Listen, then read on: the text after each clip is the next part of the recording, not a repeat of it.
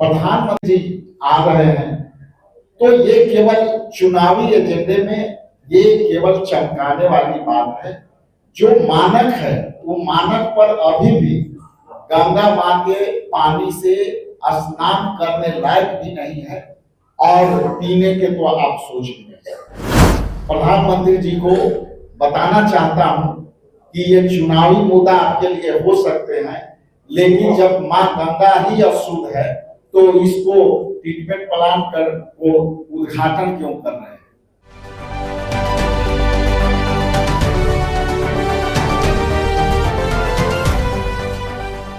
नमस्कार, स्वराज पोस्ट में आपका स्वागत है। मैं वेद सिंह और अभी हमारी मौजूदगी पटना के कांग्रेस कार्यालय यानी सदाकत आश्रम में है।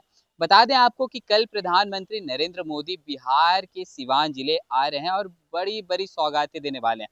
और उससे पहले आज कांग्रेस के प्रदेश अध्यक्ष राजेश राम ने बड़े सवाल खड़े कर दिए हैं प्रधानमंत्री नरेंद्र मोदी के सामने। क्या कुछ कह रहे हैं, पहले चलकर आप इस वीडियो को सुने। जैसा कि आप जानते हैं कि 19 जून 2025 को आदरणीय प्रधानमंत्री जी का बिहार में आगमन हो रहा है और इस आगमन के जब आगमन होता है बिहार प्रदेश कांग्रेस कमेटी की तरफ से हम कुछ सवाल रखते हैं। तो इस विशेष प्रेस वार्ता में उपस्थित सम्मानित हमारे मीडिया के प्रभारी प्रेमचंद मिश्रा जी, हमारे मैं आगे की बात कहूं जिसमें मैं स्पष्ट कर दूं कि जिन्होंने मां गंगा को दिया धोखा उन्हें बिहार नहीं देगा मौका।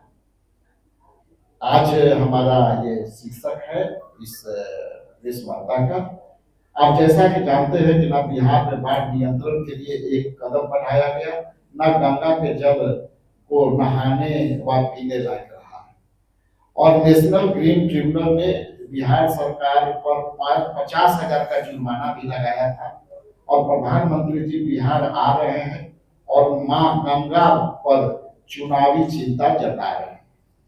तो मैं बताते चलूं कि आदरणीय प्रधानमंत्री जी जब यहाँ आ रहे हैं तो जैसा कि आप जानते हैं कि बिहार में चुनाव है और इस चुनाव में जो उनकी गतिविधियां हैं वो गतिविधियां में से लेकर के और कुछ विकास की बातों को लेकर के हम आपके सामने कुछ सवाल रखना चाहते हैं। हाल ही में राष्ट्रीय हरित अधिकार एनजीटी ने गंगा नदी को स्वच्छता को प्रदूषित नियंत्रण से जुड़े मामले में बिहार सरकार को गंभीर लापरवाही के लिए 50,000 रुपये का जुर्माना लगाया। आदेश एनजीपी एमसी मेहता द्वारा दायर याचिका की सुनवाई के दौरान हुआ था। ये स्पष्ट कर दे कि माननीय उच्च न्यायालय का ये सुनवाई में 50,000 जुर्माना हो गया।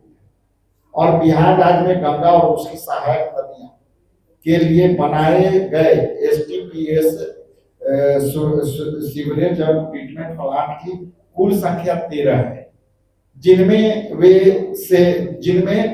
पूर्णतः फंक्शन चल रहे एसटीपी 7 है तथा गैर मानक एसटीपी भी 7 है, यानी सभी 7 फंक्शन एसटीपी एफसी मामलों पर फेल है। जैसा कि आप जानते हैं कि फीकल जो है वो फीकल कोलिफॉर्म एफसी बैक्टीरिया की मात्रा अधिक होने का अर्थ है कि उसमें मानव और पशुओं के मलमूत्र की मात्रा इतनी ज्यादा है कि एनजीटी ने कहा कि पीना तो दूर यह नहाने लायक भी नहीं। तो जो सीवरेज ट्रीटमेंट प्लांट की जो यहाँ पे अभी उद्घाटन होना है उस पर सीधे तौर पर जो है किसी भी गंगा का तराई में जो एसटीपी करती है ये बिल्कुल जो है अवैध है। और उस अवैधता को जो है जो ट्रीटमेंट बना उसमें नमामि गंगा और जितने भी ट्रीटमेंट बने हैं वहां पे जो है एसटीपीएस का जो है मानक पर ये मना था कि गंगा के कॉरिडोर में इस तरह की कोई भी जो है मल मूत्र और अशुद्धि को जल प्रवाह को शुद्धिकरण के लिए कोई भी ट्रीटमेंट प्लांट वहां नहीं लगाया गया। नमामि गंगे योजना के अंतर्गत 2014 और से 24 के बीच में बिहार को 3,0914 करोड़ रुपए मिले, जिसमें सीवरेज ट्रीटमेंट प्लांट एसटीपी आधे से ज्यादा काम नहीं कर रहे हैं, और जो काम कर रहे हैं वो एक भी मानक स्तर पर नहीं है। क्योंकि जैसा कि आप जानते हैं कि नमामि गंगे के जो कंकड़बाग में और सारे मोहल्ले में काम हुए, वो केवल काम हुए, लेकिन आज भी उसको ढक करके तोड़ करके छोड़ा गया है, ये सब अवगत है। तो मेरा जो आज का सवाल था कि एनजीटीपी में पाया गया है कि 38 जिलों में से केवल खगड़िया जिला की एक अपूर्ण व बिना हस्ताक्षरित रिपोर्ट सौंपी गई है, और बाढ़ क्षेत्र का सीमांकन नहीं किया गया है। सर्वे ऑफ इंडिया ने 1 मीटर कंटूर मैप लेकर के पूर्वोत्तर जोन का सीमांकन करना था, जो अब तक नहीं हुई है। तो मैं बताता चलूं कि जो यह योजना है, प्रधानमंत्री आ रहे हैं, तो ये केवल चुनावी एजेंडे में ये केवल चमकाने वाली बात है। जो मानक है वो मानक पर अभी भी गंगा मां के पानी से स्नान करने लायक भी नहीं है, और पीने के तो आप सोच नहीं सकते। क्योंकि हमारा जो रिसर्च डिपार्टमेंट है वो बहुत सारी बातें कही, लेकिन मुख्तार आपके बीच जो है और बातें, चूंकि 3 पेज का रिसर्च है, आप चाहेंगे तो मैं आपको सारे कॉपी उपलब्ध करा दूंगा। लेकिन जैसे चार्ट एनजीटीपी रिपोर्ट के अनुसार बिहार राज्य के एसटीपी का प्रदर्शन जुलाई 2024 में जो है बेउर में था, करमौलीचक में था, सैदपुर में था, है पहाड़ी पर है, सोनपुर में है, बाढ़ में है, सुल्तानगंज में। लेकिन यदि इसको एफसी ग्लिकल कंफर्म में देखेंगे तो मानक स्तर पर खड़े नहीं है।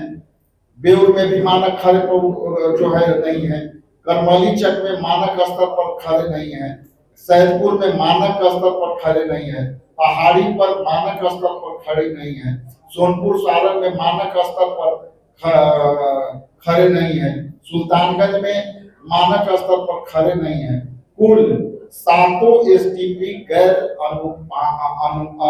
अनुपालन के अनुकूल नहीं है।